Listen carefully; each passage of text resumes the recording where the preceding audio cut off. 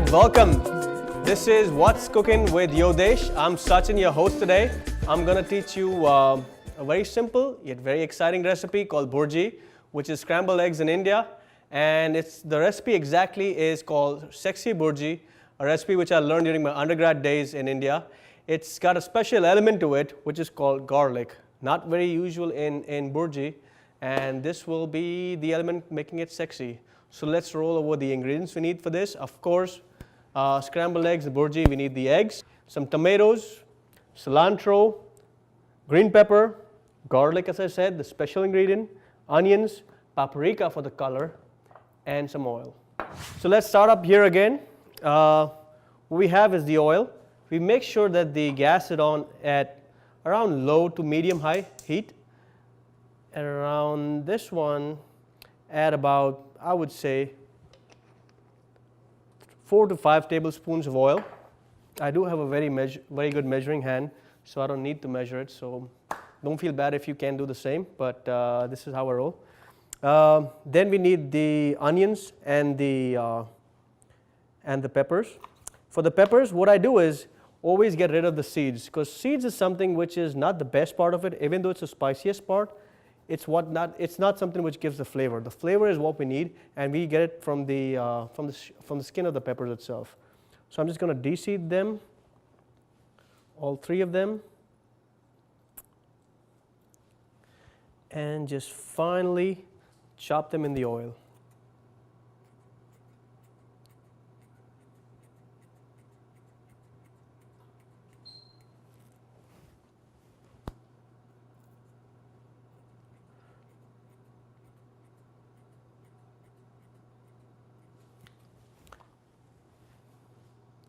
By this time, your oil should be heating up pretty nicely, and you could kind of hear the tingling of and the sizzling of the peppers heating up. And that's when you put it down at low.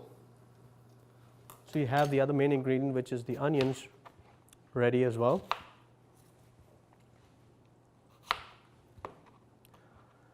Preferably for this recipe, you would like to have the onions between fine to medium, not too coarse. Although the place where I learned this recipe was he usually used some coarse onions, and it added some different flavor, but I personally prefer it being finely chopped. The oil's kind of warmed up. We pump it up a little bit down to medium heat, and make sure that you can actually hear the chilies kind of tingle, and you add the onions, and we're going to get the garlic and kind of cut them down finely. I prefer using 2 knives like this versus using any other method, because it really finely chops them. And I prefer using a big chef's knife like a santuku and a fine knife, which works perfectly well for this. You see, most of the garlic is really fine. Just need to make sure all of it is done very fine as well. Take a few more swipes at it so the whole thing looks really well done.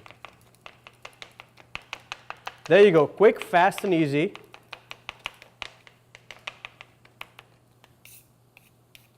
Remember, this was the element which makes it really good.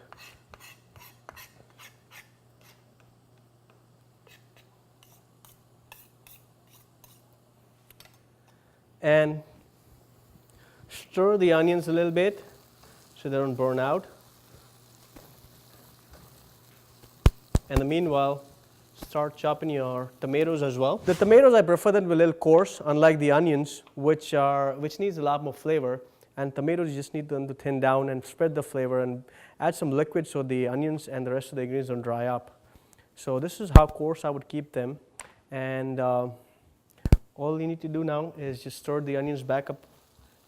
You notice that they're getting translucent. This is around the perfect time to get the heat to a little more medium high. And at that point, you could add the garlic.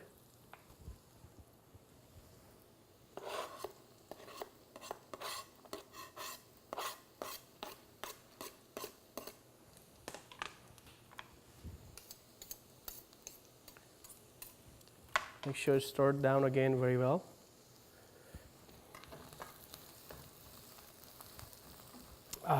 The aroma smells really well. This is the element which makes it really special. I would have used this fresh cilantro, but I prefer using the frozen cubes. You buy these cubes. I won't tell you which brand, but they're available in most supermarkets. You buy these cubes, and once you use them, you can actually reuse them by buying your old cilantro or your own garlic and keeping them in these.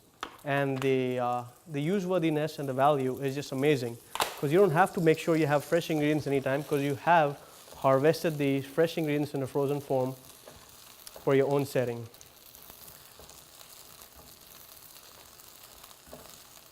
Now you can see the color. The cilantro is blending in very well, adding that green essence to it. Right about now is when you want to add the tomatoes, because this is when you can kind of burn down the ingredients and you will have some hydration. And tomatoes are perfect for hydrating the dish at this point.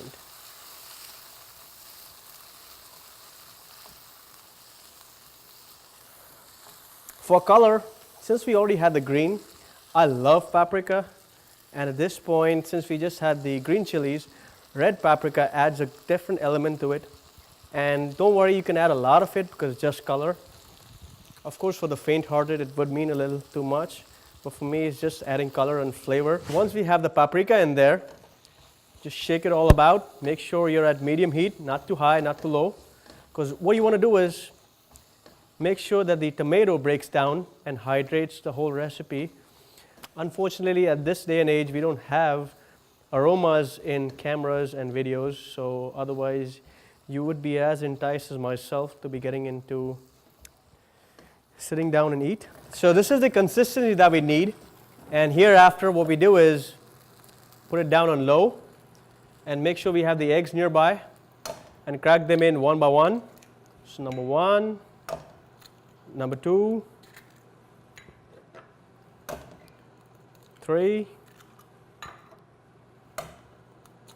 and 4. And now, after you put the eggs in, make sure you put the gas on high, and this is when the hard work starts. Stir it in,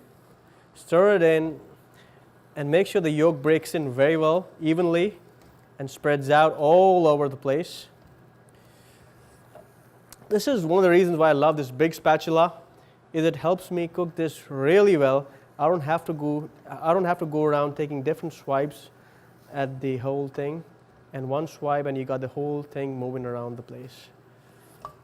Really easy for stuff which involves pan cooking. After having cooked this for around 4 to 5 minutes, you notice, and stirring really hard, you notice this texture is when the eggs are granular and the onions have blended in. The aroma is kind of subdued and it's not as strong. This is when you notice that the bhurji is pretty much done and ready to serve. All right.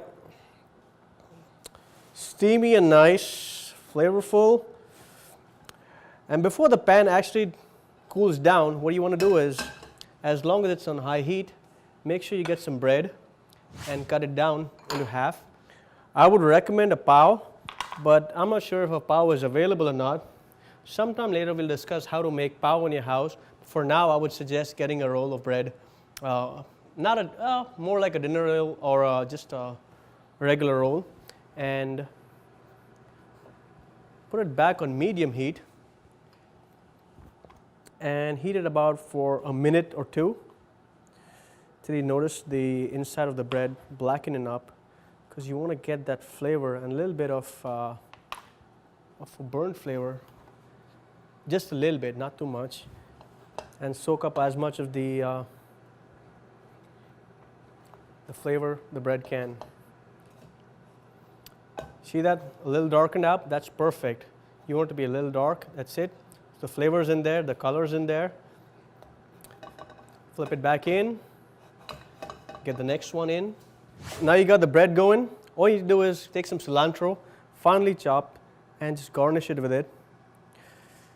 The aroma just adds something, a fresh attribute to it, because most of the cilantro has been cooked really well, and this aroma gives it a much more fresher outlook to the dish. Now add the bread, and you're ready to go, and now you know what's cooking. at YoDesh. Thank you.